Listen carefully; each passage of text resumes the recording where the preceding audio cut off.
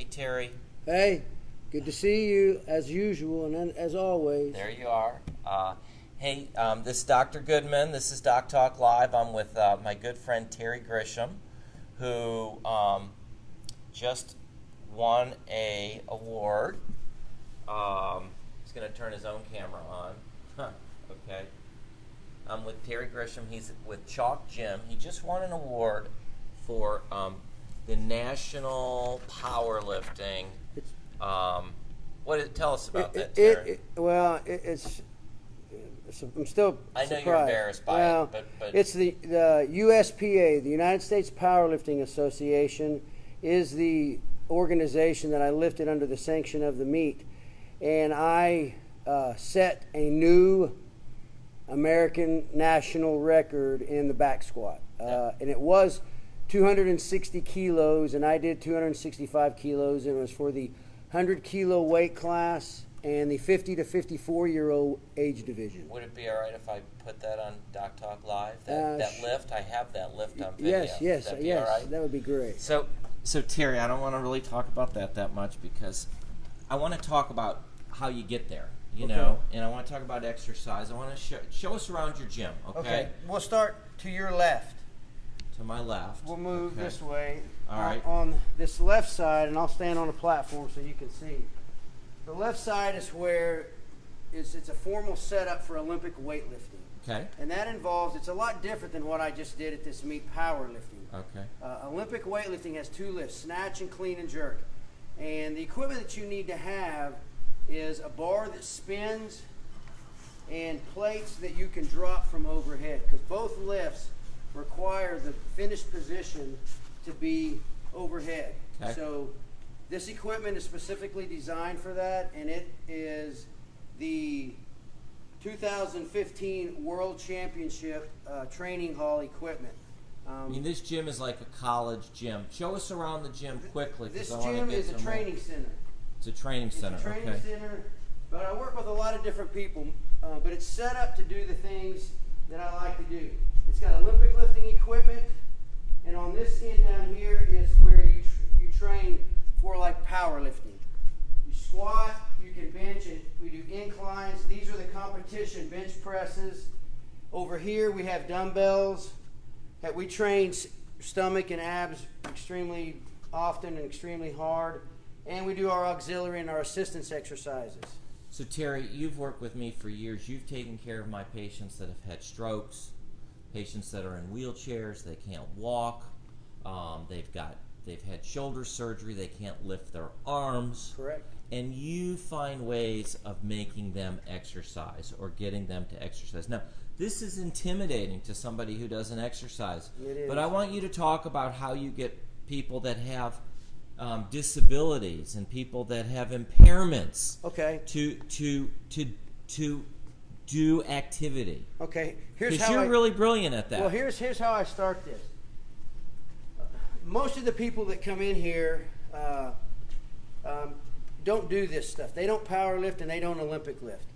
They do what you just said. They have a specific goal for a good quality of life, to be able to do their daily activities. They want to walk, or they want to brush their teeth, or put their clothes on. Well, many of them, when you can't comb your hair and you can't put your arms through your shirt to put your shirt on because your shoulders are so tight, you have had injuries in the past, you can't tie your shoes, can't even get up out of a chair, those are major deals to be able to be fixed and worked on. So one of the things that we do, I mean, I have basic pieces of equipment that people would probably have at home.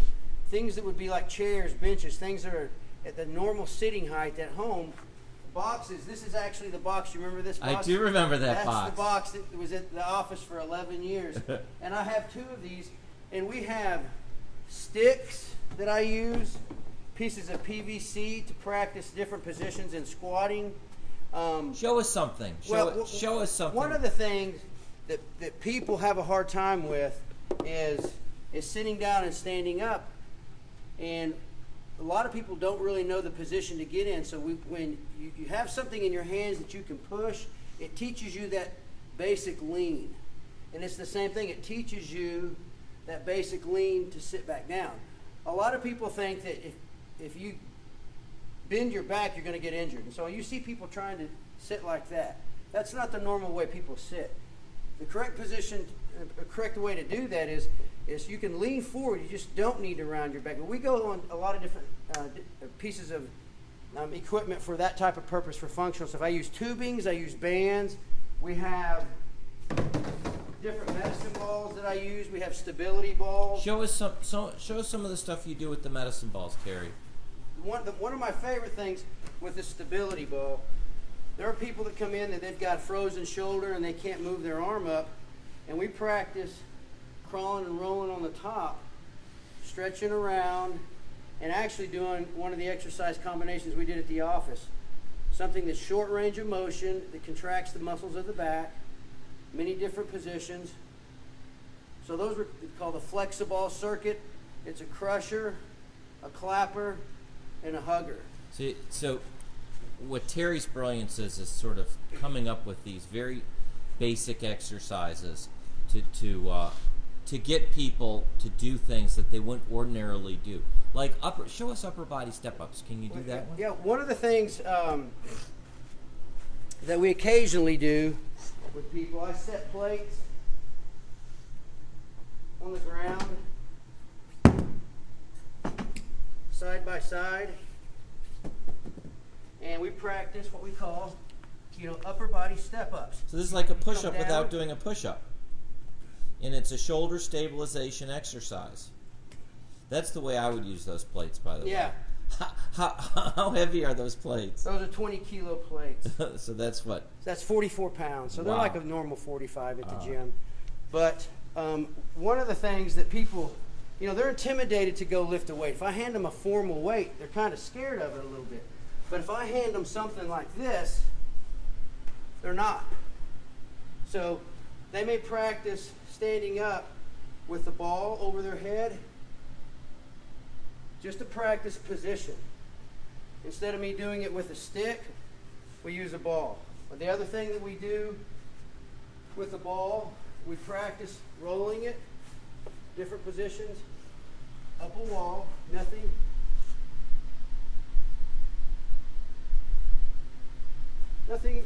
that you couldn't really do something like this at home. And the other thing that we do with the balls is we practice what most people aren't really good at, is bending over. Bending over is a tough thing for people. Got to figure out how to do that. So we do a lot of different exercises where we practice. Oh, that's clever. Rolling a ball. Right, it's like a distraction at the same time. Yeah, it's a distraction, and that's called a figure eight. Do it again, please. Yep. Just like this. And the position is just to use your leg, get you sit back on your heels, and it's relatively comfortable. You don't have to have super flexible hamstrings because you get to bend your legs. But it practices that position. Terry, you can get anybody to exercise. I know this. How do people get a hold of you if they have a question? The cell phone number to the gym is 601-0402. Is there a website? It's a website, chalkgym.net, and the Facebook page is chalkgymbhm. Okay. And it's really easy. It's 5 days a week. I'm here quite a bit, and it's an interesting setup. But you love helping people. It has nothing to do with people coming into your gym. No. You just want to help people. No, I know that. The best thing is when people leave, they tell me that they couldn't do this and now they can do this. Right. And it's a lot better most of the time than watching a guy that I used to work with that would make $10 million a year and hit another home run. It's kind of expected, but when someone hasn't had the ability to stand up or sit down in years and they can do that, it's very fulfilling. Why Chalk Gym? How did you come up with Chalk One of my Gym? very, very good friends said, let's call your gym Chalk, because at your gym you can do everything that all the other gyms say that you can't do. Drop weights, use chalk, use baby powder when you do things with your legs so when the bar doesn't create friction. But a lot of the gyms don't like you making noise. They have lunk alarms, groaning alarms.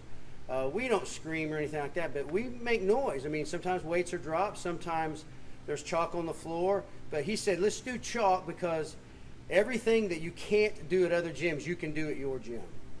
Terry, I appreciate you taking the time. Thank you so much. Let's do this again, okay? Okay. Let's do it with people. Okay. All right.